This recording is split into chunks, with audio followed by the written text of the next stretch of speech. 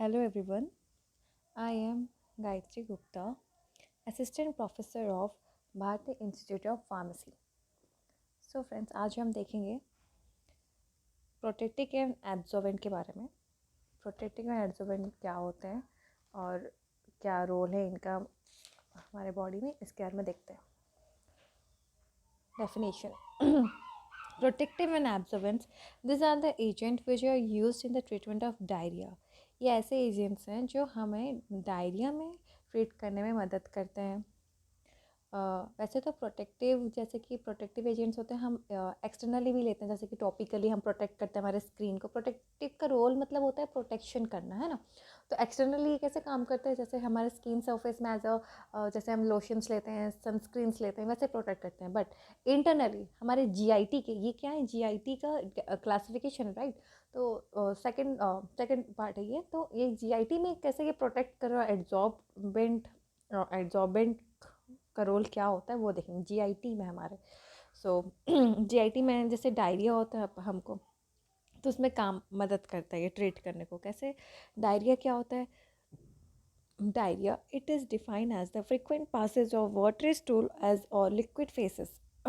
As a result, increases motility of colon. They contain blood, pus and mucus. Diarrhoea होने से क्या होता है? डायरिया होने से क्या होता है, हमारे बॉडी से frequently passes of watery stool होता है और लिक्विड फेसेस होते हैं। क्यों होते हैं? जब हमारे बॉडी में अगर मोटिलिटी ऑफ कोलन जब बढ़ जाती है, उनकी जो पेरिस्टलिस मूवमेंट बढ़ जाती है, तो क्या होता है कि जो हम खाते हैं फट से वो जल्दी से बाहर भी निकल जाता है। तो क्या होता है, वहाँ पे जितनी वाटरी स्टूल मतलब लिक्विड फेसेस की तरह से बाहर एक्सक्रीट हो जाए हमारी बॉडी से। और कंटिन्यूस अगर ऐसे होते जाएगा तो क्या होगा, ज़्यादा ऐसे बार बार बाहर वाटरी स्टूल बाहर जाते जा रहा है तो क्या करेगा, एक टाइम में वहाँ पे हमारे एनएस में घाव या ऊंट हो जाएंगे। ऊंट हो जाने के कारण वहाँ से ब्लड भी कभी निकल जाएगा, या पस ज़्यादा, अगर वो घाव ज़्यादा देर तक रहा तो पस में क्रिएट हो जाएंगे, पस भी निकल सकते हैं। तो वो सब डायरिया का सीवियर में हुआ तो ये सारी चीज़ें भी होती हैं। Next is excessive discharge of intestinal content lead to the loss of electrolytes, which gives rise to dehydration or electrolyte imbalance. अगर हमारे बॉडी से ऐसे पानी जाते जाएगा तो क्या होगा, हमारे बॉडी में पानी की कमी होगी। पानी की कमी होने के कारण क्या होगा, लॉस ऑफ इलेक्ट्रोलाइट्स इम्बैलेंस हो जाएंगे हमारे बॉडी में, है ना। और जिससे कि डिहाइड्रेशन हो गया हमारे बॉडी में, तो डिहाइड्रेशन होने से क्या हो जाएगा, चक्कर आएंगे, फेंट हो जाएगा, इंसान फेंट हो जाएगा, है ना। सारी दिक्कतें, जैसे डायरिया होने से कितना सारी दिक्कतें हमें आ सकती हैं। This is due to the improper digestion. Diarrhoea हमें क्यों हो रहा है, कैसे हो सकता है? अगर इम्प्रॉपर डाइजेशन हो गया या बैक्टीरियल इन्फेक्शन हो गया, और due to absorption of certain chemicals and poison substance. अगर कुछ हमारे बॉडी में पॉइजनस सब्सटेंस या कुछ हो गया, फूड पॉइजनिंग हो गया, कुछ भी हो गया, जिससे डायरिया हो सकता है हमें। Classification of diarrhea. Diarrhea classified into two types. First is acute diarrhea and second is chronic diarrhea. Acute diarrhoea जो होता है वो क्या होता है, शॉर्ट टर्म तक लास्ट करता है, जैसे कि फॉर 3 to 4 to 1 वीक के अंदर तक ये लास्ट करता है। बट क्रॉनिक डायरिया जब अगर हो गया तो वो क्या करेगा, लॉन्ग लास्टिंग डायरिया होता है। उसका मतलब लॉन्ग लास्टिंग ऐसे वो 2 हफ्ते से 3 हफ्ते तक लास्ट करेगा। तो अगर ये लॉन्ग लास्टिंग होगा तो हमारे मतलब बहुत ज़्यादा सीवियर कंडीशन टाइप की हो जाएगी, है ना।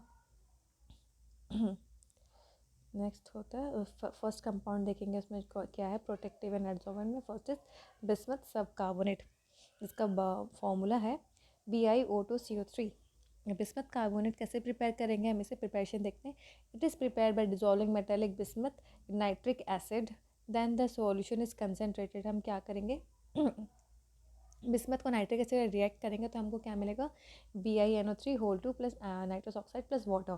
फिर हम क्या करेंगे, जो सोल्यूशन मिला है, मतलब BiNO3 जो सोल्यूशन हमें मिला, उसको हम क्या करेंगे, ठंडा करेंगे और उसमें सोडियम कार्बोनेट के साथ ट्रीट करेंगे। फिर हमको क्या मिलेगा वहाँ पे, बिस्मथ सब carbonate, BiNO3 which again the solution is added to cool solution and the sodium hydrocarbonate with stirring. यहाँ पे क्या करेंगे, जो सोल्यूशन मिला उसमें फिर हम सोडियम कार्बोनेट को मिलाएंगे और स्टेयर करेंगे, तो हमको क्या मिलेगा वहाँ पे, बिस्मथ सब carbonate. Next is uses. Bismuth सब carbonate is used as protective and adsorbent की तरह भी यूज़ करेंगे। It is also used as antiseptic and as a dusting powder, है ना। एंटीसेप्टिक की तरह भी यूज़ होगा, डस्टिंग पाउडर की तरह हम इसको यूज़ कर सकते हैं। And topical absorbent in lotions and ointment, topical lotions की तरह, टॉपिकल प्रोटेक्टिव की तरह भी यूज़ कर सकते हैं एक्सटर्नली, है ना, लोशंस या ऑइंटमेंट की तरह भी से यूज़ कर सकते हैं। एडवर्स इफेक्ट, बिस्मथ सब कार्बोनेट का एडवर्स इफेक्ट भी है। अगर इफ़ बिस्मथ सब carbonate is used in large amount it cause adverse effect, अगर हम बिस्मथ सब कार्बोनेट को लार्ज अमाउंट में यूज़ कर रहे हैं, मतलब ज़्यादा यूज़ कर रहे हैं, तो उसका एडवर्स इफेक्ट हो सकते हैं, जैसे कि व्हेन अप्लाइड ऑन वुंड, जब हम इसको घाव में लगा रहे हैं, और टेकन इंटरनली, अगर हम घाव में लगा रहे हैं और इंटरनली ले रहे हैं, तो क्या करेगा, there is the risk of the nitrate being reduce to nitrite with the development of methaemoglobin. Okay, तो वहाँ पे क्या हो रहा है कि वो जो नाइट्रेट होता है वो क्या होगा, रिड्यूस हो जाएगा नाइट्राइट में with the development of methaemoglobin. Methaemoglobin में क्या होता है कि जो हमारा जो ऑक्सीजन बाइंड होता है वो क्या होता है, बाइंड नहीं करेगा, और जिसके कारण वहाँ पे क्या होगा, ऑक्सीजन कैरी नहीं करेगा टिश्यू में, जगह मेथ हीमोग्लोबिन हो जाएगा। तो ये उसके एडवर्स इफेक्ट है अगर हम बिस्मथ सब कार्बोनेट को ज़्यादा अमाउंट में हम यूज़ करते हैं। तो क्या उसकी प्रॉपर्टीज़ क्या क्या है, white, heavy, odourless, tasteless, microcrystalline powder होते हैं ये। वाइट कलर के होंगे, हैवी भी होंगे, ऑर्डरलेस, कोई ऑर्डर नहीं होगा, कोई स्मेल नहीं होगा, ना कोई टेस्ट होगा। और जो पाउडर होते हैं क्या होते हैं, माइक्रोक्रिस्टलाइन, मतलब बहुत छोटे छोटे पार्टिकल्स वाले पाउडर फॉर्म में होते हैं। This are insoluble in water and alcohol, ये क्या है, इनकी वाटर सॉल्युबिलिटी कम है, और अल्कोहल में भी इनकी वाटर इनसॉल्युबल है। Readily soluble in acid and nitric acid with producing effervescence, ये क्या है, एसिड्स में ये बहुत ज़्यादा अच्छे सॉल्युबल है इनके, जब एसिड में सॉल्युबल होंगे तो क्या कर प्रोड्यूस करेंगे, एफोवेसेंस प्रोड्यूस करेंगे। Stable in air but slowly affected by light, water stability है इनकी, एयर स्टेबिलिटी है बट स्लोली इफेक्ट करेंगे लाइट के साथ। हाइग्रोस्कोपिक इन नेचर होते हैं ये हाइग्रोस्कोपिक इन नेचर होते हैं, वाटर एब्जॉर्ब करते हैं, मतलब मॉइस्चर एब्जॉर्ब करते हैं। Storage, it is stored in well close container which is capable of resist light, इसको वेल क्लोज कंटेनर में रखेंगे जो कि कैपेबल होगा लाइट रेजिस्टेंस करने को। Next compound is kaolin. First compound क्या था, बिस्मथ सब कार्बोनेट, जिसका हमने देखा formula, preparations, uses, adverse effect, properties, storage condition. ठीक, नेक्स्ट कंपाउंड हम देखेंगे प्रोटेक्टिव एंड एड्जॉर्बेंट का, जो है केओलिन। केओलिन को क्या बोलते हैं और उसका अदर नेम है चाइना क्ले। ठीक, इसका फॉर्मूला है Al2O3 2SiO2 into water, 2 water H2O. Preparation, the kaolin is prepared when the rock is mined, evacuated and the impurities are washed with the water and then powdered. Kaolin कैसे बन रहा है, ये हम prepare कैसे बनता है, ये रॉक माइनिंग से ये हमें मिलता है। इवैक्यूएटेड करते हैं इसको हम, मतलब इवैक्यूएटेड मतलब होता है, इवैक्यूएटेड मतलब हम उसको डिग करके, मतलब कहीं मिट्टी वाली जगह से इसको डिग करके हम निकालने को बोलते हैं, इवैक्यूएटेड कर रहे हैं हम। इवैक्यूएटेड करके हम इसको निकालेंगे, इसको वॉश करेंगे, वॉश आउट करेंगे, इम्प्यूरिटीज जितने होती हैं उसमें वॉश करके उसको वाटर में उसको पाउडर करेंगे, उसको हम बोलते हैं केओलिन। ऐसे प्रिपेयर होते हैं। The large size particle are separated and removed, जितने लार्ज साइज पार्टिकल होते हैं उसको सेपरेट और रिमूव हटा देंगे।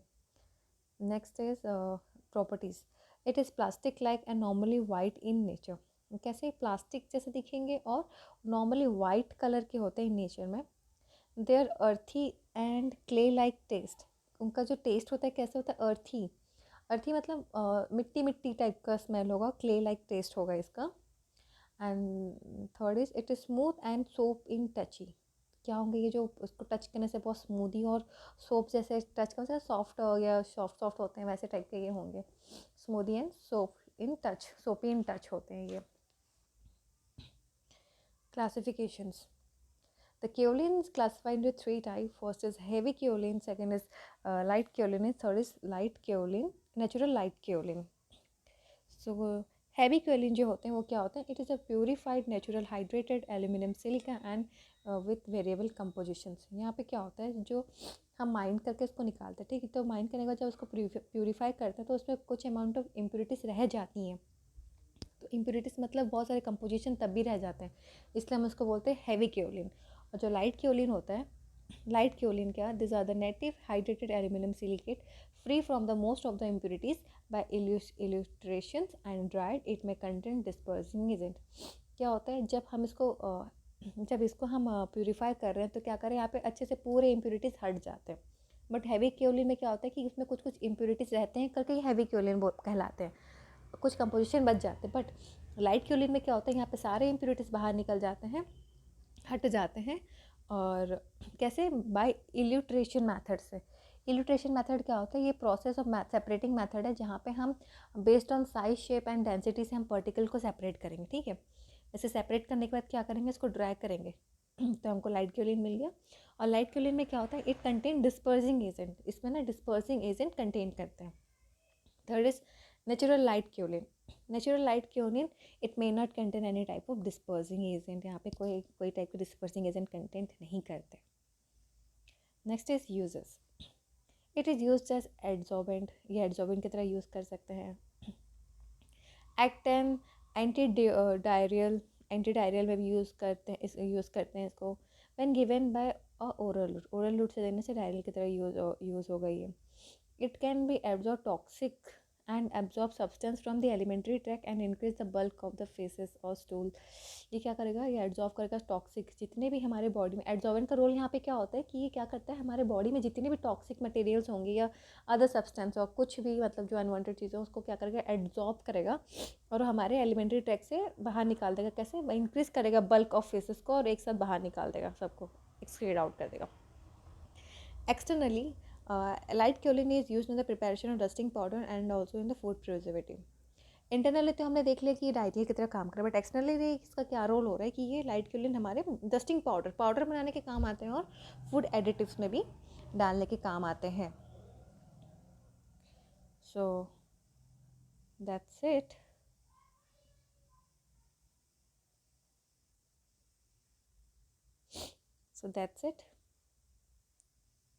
Thank you.